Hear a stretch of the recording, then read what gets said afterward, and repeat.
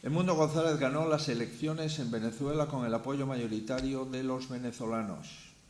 Las actas están a disposición del mundo, las actas de la oposición, dado que el gobierno se niega a revelarlas.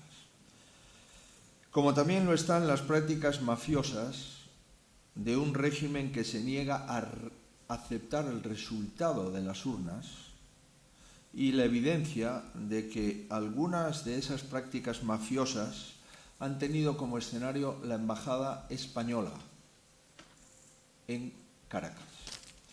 Lo diré con absoluta claridad y también con absoluta tristeza. De ninguna manera, bajo ningún concepto, sin ninguna excusa, se puede tolerar que en una embajada española se coaccione a nadie, menos a un representante del pueblo venezolano, y menos aún por quienes son protagonistas de un demoledor informe de Naciones Unidas, me refiero a Delcy y a su hermano, de violación masiva y perpetrada con los derechos humanos después de las elecciones y antes de las elecciones.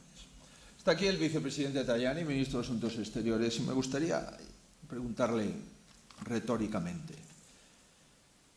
Señor vicepresidente, ¿se imagina usted que dos altos cargos de una dictadura entrasen en una embajada italiana para coaccionar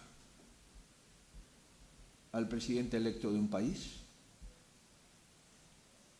¿Le cabe en la cabeza al ministro de Exteriores italiano que esta coacción en una embajada italiana se hiciese con el conocimiento del presidente del Consejo de Ministros de Italia y con el conocimiento del ministro de Exteriores?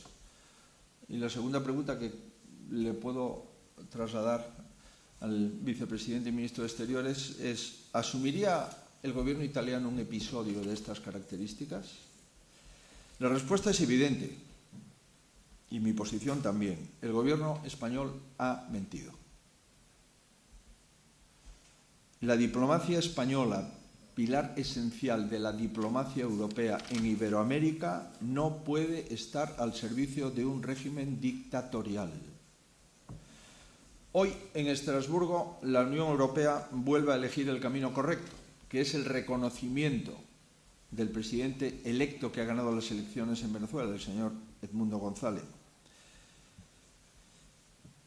Lamentablemente, en mi país, España ha llegado muy lejos y se debe de parar. Y mi posición es muy clara. En primer lugar, el embajador en Venezuela ha de ser reemplazado. En segundo lugar, el ministro de Asuntos Exteriores español ha de presentar su dimisión. Y en tercer lugar, el presidente del Gobierno de España ha de dar explicaciones inmediatas y asumir que España no es equidistante entre la civilización y la extorsión, y no es equidistante entre la democracia y la dictadura. No puede ser equidistante ni colaborador.